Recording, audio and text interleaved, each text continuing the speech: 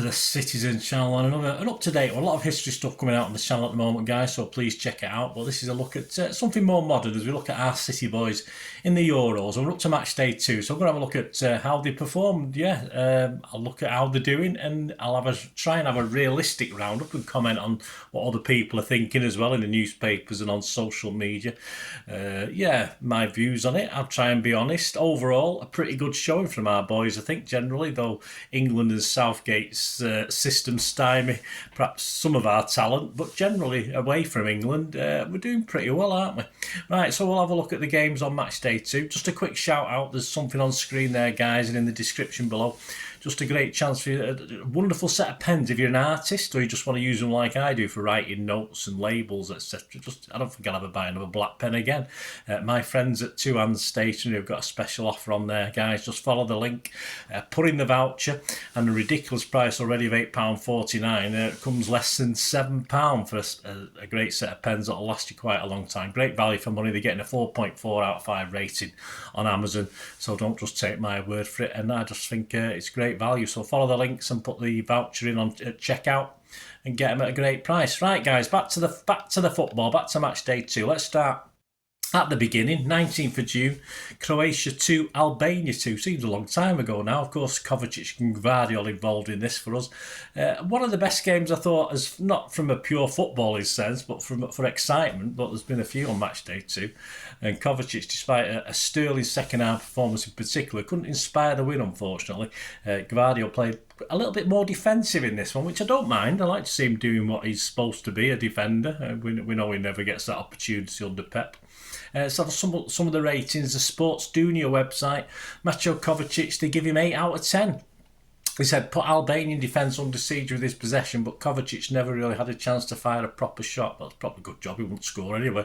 Josko Gvardiol, they give him 6.6, very precise, 6.6 out of 10, and said, found it hard to distribute the ball when he was inside Albania's box due to tight defensive game from the opponents. Yeah, well, just reshuttle it, just move it around a bit, like you should know that anyway. Scotland 1, Switzerland 1. Let's have a look. Who have we got in this one? Well, of course, we've got Akanji, haven't we? And he received the Man of the Match award, so there you go. Couldn't have been that bad, could they? A 1-1 draw. His performance was underlined by clearing off the line, I think, in the final moments of the game. I have to admit, I couldn't get to watch that. I was working. It was on too late to watch this one, but I watched some of the highlights. Let's look at what the people are saying. Harry Latham Coyle from The Independent said this about Manuel Akanji. He said he gave him a 7 out of 10. He said, swept up well at the base of the back three to ensure Adams remained in check. Caught offside said about Manuel Akanji. They give him an 8 out of 10. They said, got the job done defensively and was typically tidy on the ball. Made a vital interception at the end to stop McTominay getting on the end of Robertson's cross for a winner. So I think generally Akanji doing his business, isn't he? On to the 20th of June, of course, Denmark, England. Well, there we go. Another poor England display, wasn't it, with our boys? Probably dragged down to a lower level than we'd expect. Phil, of course, hit a post. I think he thinks he probably should have done a little bit better with another 3 efforts that went flying over the bar, hit Rose head. But yeah, I say it wasn't the greatest, but at least he tried. I think, in all fairness, the 3 City players, I'm hopefully not biased in this, were probably the better players in an England team. Stones played defensively okay, fine, and Walker had a big part in the goal, but then not too much after that either, so very disappointing. Jake Steinberg from the Mail said about Kyle Walker, shook off a knock and created England's goal, more ambition, overlapping a lot, but made errors. Well, goes for all the England team. John Stones, it was hard to pick holes in his performance, Jacob said about John. He said, we'll possibly be annoyed with his passing. I didn't think it was that big, but Jason gave him a 7. I think that's one of the highest scores, I think. Phil Foden, he said about him, one super run, bright in the middle, less effective on the flank. Well, we know that anyway.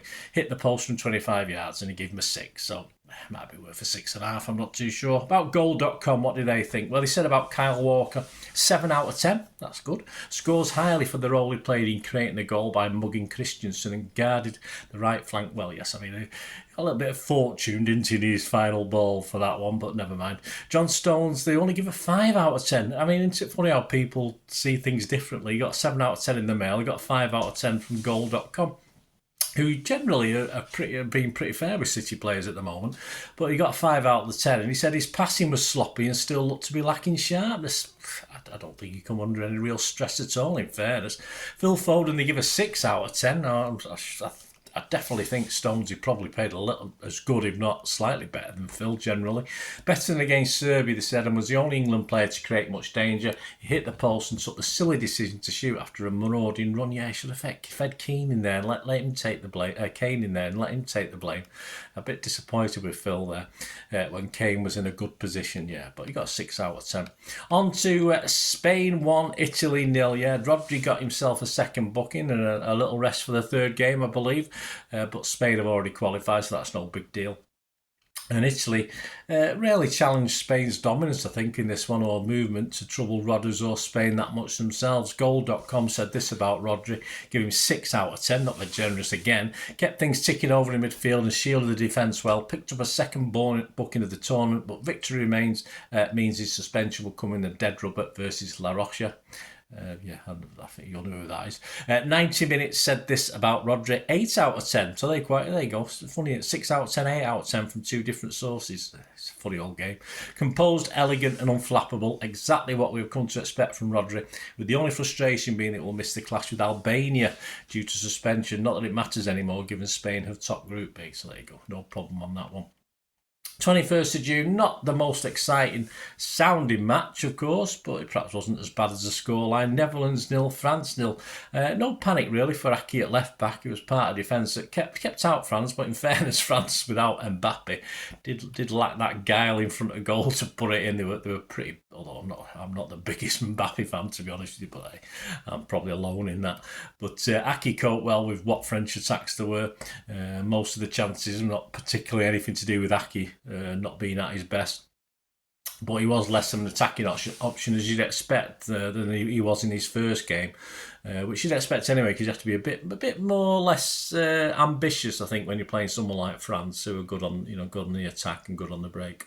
Goal.com said about Nathan Ake, they gave him a 7 out of 10. They said had the measure of right back Jules Koundé, but when he got forward, but the pace it Ousmane Dembele kept him on his toes, so he did. That's his job. If you have a good player, that's what you've got to be on your toes to stop him. Chris Wilson from The Independent said about Nathan Ake, give him 7 out of 10. He said, solid and dependable as always in defence, though offered very little going forward. Well, I think that was because of who they were playing rather than any fault of Ake's, who I said I thought in match day 1 did quite well going forward. It's not what we used to see, is it? And finally, is it another couple? On to the final day, 22nd of June, Turkey 0, Portugal 3. Yeah, we've got 2 games to go yet. Bernardo scores his first Portuguese goal in a major tournament. That's pretty amazing. Gets the man of the match. Very good. No Nunes again. I don't think we're going to see much of Nunes, but Diaz was really solid again and looked really good for me. Even Cancelo was half decent and looked even better in his play, linking up with Bernardo, of course. I think Bernardo made him look even better than he is, but I shouldn't be cruel, should I? Goal.com said about Bernardo, giving him an 8 out of 10, said much more like it from the Manchester City man, who finally broke his major tournament duck by pouncing on Mendy's deflected cross. Wonderfully creative and excellent in possession, having been neither against the Czechs. A bit harsh, but it wasn't great against the Czechs, but then again, which of them was? Ruben Diaz got a 7 out of 10. He said, looked even more comfortable as part of a 2-man central defence, and like Pepe, don't like him. His passing was very good. He also broke out of defence at times to join attacks. And finally, because he's still a City player officially, João Cancelo, 7 out of 10, used in a more orthodox fullback role, but they actually helped him contribute more to Portugal's build-up play, as he created 2 chances, also did just enough to prevent Kerem Aktürkoğlu from scoring early on. Adam Patel from the Daily Mail said about Cancelo, he gave him an 8. He liked his display, a solid display down the right, combining brilliantly with Bernardo Silva. I won't deny that. The pair were too hot to handle, played a lovely ball through to Cristiano Ronaldo for Portugal's third. Ruben Diaz got a 7 from Adam. Unsurprisingly more touches than anyone else, was brilliant as ever. So he's brilliant as ever, he's only given him a 7. I don't know. I don't understand these guys. Bernardo Silva got an 8 as well. Ran the game, scored the first first goal with quite superb first time finish on his left foot. Incredibly, his first goal in a major tournament. It is his 15th appearance apparently. I have to take his word for that one. And finally, guys, before we go and wrap up match day 2 with our City boys, Belgium 2, Romania 0. That was a bit more like it, wasn't it? KDB was like a man possessed. We've seen him play games like this for City where he just wants to grab onto everything. Probably don't get as sweaty, but those shirts mustn't have our shirts have a bit of a sweat resistance to them. But those Belgian shirts, they do struggle a bit, don't they? It looks good. Must be uncomfortable though for the players. He was a man possessed, as I said, as he set about trying to get Belgium back on track, of course, after match day 1's debacle. In yet another City player man of the match for this one. Doku was better. Doku was the better Doku this time until he was taken off with the game won pretty late on. Not everything worked, which doesn't with Doku, but when he made the simpler decision and played, for me, the simpler balls at the end of his jinks and his parries and his shuffles, he was very effective, and he just kept their defence panicking all night long. Caught offside, said about Kevin De Bruyne, and give him a 9 out of 10. I think that's the highest rating I've seen so far in match day 1 or 2. Won more duels than any other player on the pitch, with 11 on the ground and 1 in the air. Created 3 chances and attempted 5 shots, finally getting his much deserved goal in the 80th minute to kill the game. As Clive Tilsey said in commentary, class is permanent. Can't go better than that, can we? And he also gave Jeremy Doku 9 out of 10 as well. He caught offside. They quite liked the performance. Manchester City winger was a menace with his pace, attempting 8 dribbles and creating a match-high 5 chances. Was involved in the build-up to Tielemans' goal 2. And over to goal.com, who sometimes are a bit mean, as I said, but sometimes generally okay, and they're all right with this one. Kevin De Bruyne got a 9 out of 10 from goal.com. They said, looked in the mood, he did. His distribution was on point, and on another night would have grabbed a hat-trick. The Belgian talisman put in a captain's performance and grabbed a late goal with a clinical finish. And finally, an 8 out of 10 for Jeremy Doku from goal.com. And what did he say? They said, brought in his full box of tricks to the contest as he weaved in and out of Romania's would-be defence with relative ease. A big threat throughout, yes. He'll obviously play stronger defences, won't he? City players on match day 2. Well, I did have Kovacic and Akanji, but over to that last day, and KDB and Bernardo, I think, stole the show in the final game of match day 2. Great stuff. Latest odds, interesting odds, guys. These are after the end of match day 2 odds. So France are now on their own as favourites, just at 4-1, just ahead of Germany. You can still get 9-2 in a place on Germany, but they're generally 4-1 as well. England have only gone out a little bit. They've gone out to 9-2 now, generally from 4-1. So if you put a quid on, you'll lose a quid still.